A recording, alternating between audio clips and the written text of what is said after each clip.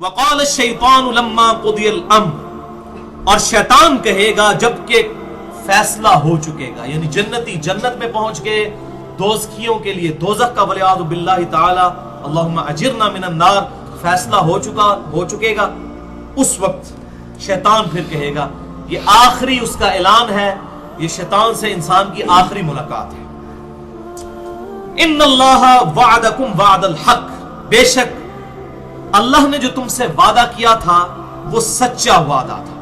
کیا وعدہ تھا؟ کہ دیکھو میری کتابوں کی پیروی کرنا، میرے پیغمبروں کی پیروی کرنا تو تمہیں ہمیشہ کی ابدی نعمتیں جنت میں دوں گا، اور اگر نبیوں کی مخالفت اختیار کی، میری توحید کا انکاری ہوئے، میرے پیغمبروں کی اطاعت اختیار نہ کی تو دوزخ تمہارا مقدر ہوگی۔ یہ وہ وعدہ۔ وَوَعَدْتُكُمْ، اور دیکھو میں نے بھی تم سے ایک وعدہ دنیا میں کیا تھا، فَأَخْلَفْتُكُمْ، آج میں اپنے وعدے کا خلاف کرتا ہوں۔ میں نے وعدہ کیا کیا تھا؟ شیطان کوئی سامنے آ کے کسی کو وعدہ کروائے، کوئی بیوقوف ہے کہ اس کے وعدے کے اوپر چلے گا؟ شیطان کی بات کس نے ماننی ہے؟ یہ وعدہ ہے جو دل میں شیطان بڑی لمبی لمبی امیدیں دلا دیتا ہے، طول عمر۔ یا اللہ جو کچھ بھی ہے تیرے محبوب کی امت سے ہے، چور ہیں، بے ایمان ہیں، ٹھگ ہیں، بے نمازی ہیں، حرام خور ہیں، جو کچھ بھی ہے یا اللہ سیدھے بندے دا پتر کو نہیں پڑھنا، جو کچھ بھی ہے تیرے محبوب کی امت سے ہے۔ یہ طول عمل کہ ہم نے تو اپنے اصلاح نہیں کرنی، ہمیں محبوب صلی اللہ علیہ وسلم کی نسبت کی وجہ سے چھوڑ دیں۔ حالانکہ قرآن حکیم میں سورۃ الفرقان آیت نمبر 30 پارہ نمبر 19 کے پہلے صفحے پہ قیامت والے دن رسول اللہ شکایت کریں گے، وقال الرسول یا رب ان قوم اتخذوا هذا القرآن مہجورا، اور رسول اللہ کہیں گے کہ اے اللہ میری قوم نے قرآن کو پیٹھ کے پیچھے ڈال دیا تھا۔ رسول اللہ شکایت کریں گے امت کی کہ قرآن کو انہوں نے چھوڑ دیا تھا، اپنے اپنے بزرگوں اور اپنے اپنے بابوں کے پیچھے لگ گئے تھے۔ تو اگر اللہ کے محبوب صلی اللہ علیہ وسلم نے شکایت کر دی تو شفاعت کے لیے پھر کس کے در پہ جائیں گے؟ تو یہ تو ہمیں سب نے بتایا شفاعت ہوگی، شکایت بھی ہوگی، یہ بڑا سینسٹیو معاملہ ہے۔ یہ چیز کہ کچھ بھی ہے تیرے محبوب کی امت سے ہے، یہ ابو بکر، عمر، عثمان و علی رضی اللہ عنہ مجمعین کو نہیں پتا تھا؟ ان کو تو ایک مجلس میں جنت کی بشارت بھی ملی ہوئی تھی، تو کیا ان کا ایٹیچیوڈ بدل گیا تھا؟ تو یہ جو شیطان اس طرح کی امیدیں دلاتا ہے نا، اللہ تعالیٰ بڑا غفور رحیم ہے، معاف فرمانے والا ہے، اور غلط رحمت کی امید دلائی جاتی ہے اس کی نافرمانی کی بنیاد کے اوپر، یہ بالکل الگ چیز ہے۔ وہ رحمت بخاری اور مسلم کی متفق علیہ حدیث ہے، کوئی شخص محض اپنے اعمال کی بنیاد پر جنت میں داخل نہیں ہو سکے گا۔ ایک صحابی نے عرض کیا اللہ کے محبوب کیا آپ بھی؟ صلی اللہ علیہ وسلم بڑی جرأت کی، آپ نے فرمایا ہاں میں بھی، جب تک میرے رب کی رحمت مجھے ڈھانپ نہ لے میں بھی محض اپنے اعمال کی بنیاد پر جنت میں داخل نہیں ہو سکتا۔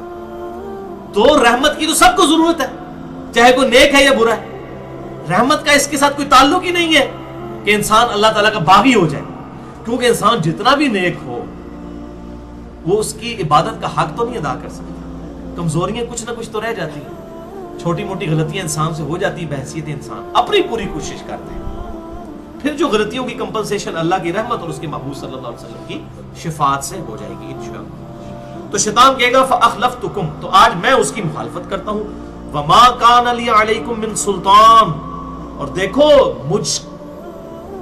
میرے لیے تمہارے خلاف کوئی دنیا میں زور نہیں تھا، مجھے کوئی اختیار نہیں تھا کہ تم پر سلطان کوئی زور رکھتا، إِلَّا أَن دَعُوتُكُمْ، سوائے اس کے کہ میں نے تمہیں دعوت دی تھی، میرا کوئی ٹینجیبل زور نہیں تھا کہ میں تمہیں حق کے راستے سے روک لیتا فزیکلی سامنے آ کر۔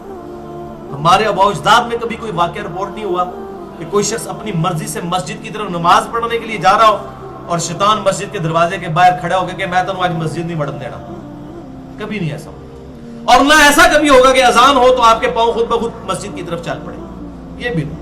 دنیا میں اللہ نے کھلی چھٹی دی ہے، چاہے اس طرف جاؤ چاہے اس طرف جاؤ، لیکن آخرت میں پکڑ ہو جائے گی۔ تو شیطان کہے گا وَمَا كَانَ لِي عَلَيْكُمْ مِنْ سُلْطَانٍ، دیکھو میرے پاس کوئی زور نہیں تھا کہ میں تم پر کوئی زور رکھتا، مگر یہ کہ میں نے صرف تمہیں دعوت دی تھی، اور دعوت تو مؤذن بھی دے رہا تھا، حی علی الصلاح حی علی الفلاح، دعوت تو کتنے لوگ دنیا میں کہہ رہے تھے کہ قرآن کی طرف آ جاؤ، ان کو چھوڑ دو، اپنی ریتوں کو چھوڑ کر اللہ کے محبوب صلی اللہ علیہ وسلم کے مبارک قدموں تک پہنچ جاؤ، تو دعوت تو پیغمبروں کے ماننے والے بھی دے رہے تھے، شیطان بھی دے رہا تھا. فاستجبتم لی، پس تم نے میری دعوت قبول کر لی. بس یہ فرق تھا، کوئی ٹینجیبل زور نہیں تھا. دعوت دی تم نے قبول کر لی، پیغمبروں کی نہیں مانی، ان کی طرف بلانے والوں کی نہیں مانی. فلا تلومونی ولوموا انفسکم، تو آج مت ملامت کرو مجھے، ملامت کرو اپنی جانوں. شیطان بالکل بری ہو جائے گا. آج اپنی جان نو رو، جب پنجابی کہتے ہیں نا اپنی جان نو رو، منو نہ رو، ملامت کر اپنی جان کو. آج مجھے مت ملامت کر. ما انا بمصرخکم، نہ میں آج تیری کوئی فریاد سن سکتا ہوں. وما انتم بمصرخی، نہ تم لوگ اے دوستیوں میری فریاد کو پہنچ سکتے ہو. میں بھی دوزخ میں تمہیں ورگلا کر، اور تم میری اس دعوت میں آ کر، یہ نہیں ہے کہ تمہیں کوئی لیم ایکسکیوز دے گی اللہ شیطان نے لگاتا سی، میں ارادہ نہیں سی، شیطان نے اس پاس لاتا نہ، یہ کوئی لیم ایکسکیوز اللہ کے حضور نہیں ہوگا. انی کفرت بما اشرکتمونی من قبل، بے شک میں کفر کرتا ہوں، انکار کرتا ہوں اس چیز کا جو آج سے پہلے تم مجھے اللہ کے مقابلے پر ٹھہرایا کرتے تھے. ان الظالمین لهم عذاب علیم، بے شک ظالموں کے لیے دردناک عذاب ہے. والعیاذ باللہ تعالی. یہ شیطان کا ویسے بہانہ ہی ہوتا ہے. میں نے ایک پورا ڈیٹیل لیکچر دیا ہے شیطان کے حوالے سے، 2 گھنٹے کا. مسئلہ نمبر 79، اللہ، انسان اور شیطان. یہ ٹرائنگل ہی بنتی ہے نا، اللہ، انسان اور شیطان. مسئلہ نمبر 79، اس میں کراس ریفرنس کے طور پر قصہ آدم اور ابلیس کے بارے میں جتنی آیات، شیطان کی جتنی چالیں ہیں قرآن حکیم سے، وہ میں نے کراس ریفرنس کے طور پر آیات اور احادیث پیش کی ہیں. اس میں بھی میں نے ایک جملہ بولا تھا، بھائیو یہ صرف ہمارا بہانہ ہوتا ہے. مجھے آپ ذرا بتائیے، اگر گورنمنٹ آف پاکستان یہ اناؤنسمنٹ کرے کہ کل جو شخص فجر کی نماز مسجد میں جماعت کے ساتھ پہلی صف میں ادا کرے گا اسے 10,000 روپیہ دیا جائے گا، دوسری صف والے کو 5,000 روپیہ، تیسری صف والے کو 3,000 روپیہ، تو میں کہتا ہوں دنیا کے سارے شیطان مل کرنا انسانوں میں جو سب سے بڑا شیطان ہے اس کو بھی فجر کی نماز پڑھنے سے نہیں روک سکیں گے، کیونکہ دنیا نقد ہے، آخرت ادھار ہے. آپ دیکھ لیں رات کو نیند ہی نہیں پڑے گی. ایسے ایسے لوگ جن کو صبح آنکھ ہی نہیں کھلتی، لیکن ان کو جب ہمارے آفیسز میں لوگوں کے جب انٹرنیشنل ٹورز ہوتے ہیں نا تو وہ اکثر کو 3-4 بجے فلائٹ ہوتی ہے، وہ پہنچتے ہیں جناب، کوئی پرابلم ہی نہیں ہوتی. یہ پرابلم جو ہے تو یہ اس لیے آتے ہیں کہ ہم سیریس نہیں ہیں اللہ کے لیے. اگر سیریس ہو تو کوئی پرابلم ہی نہ آئے.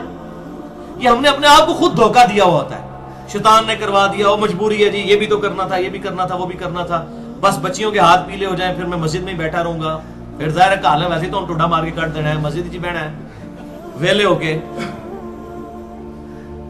لن تنالوا البر حتى تنفقوا مما تحبون، تم کبھی بھی نیکی کے اعلیٰ ترین حصے کو پا ہی نہیں سکتے جب تک کہ اپنی پسندیدہ چیز اپنے رب کے حضور پیش نہ کرو. تو سب سے پسندیدہ چیز انسان کی جوانی ہے.